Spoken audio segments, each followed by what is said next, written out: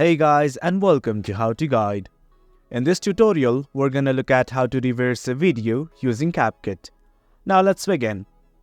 As you can see, I am on my CapCut PC version and I have already imported a video. I'm simply gonna click and drag this video to the timeline.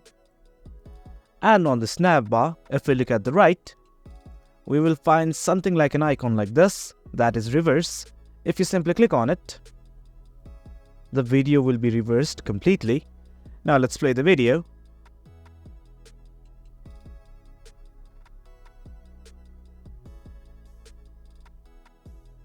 After reverse, the video was something like this, but originally the video is like this. Well guys, that's simply how you reverse a video using CapCut. And do note that you can also edit this video as per your wish. You can scale it, you can change its position, rotate it.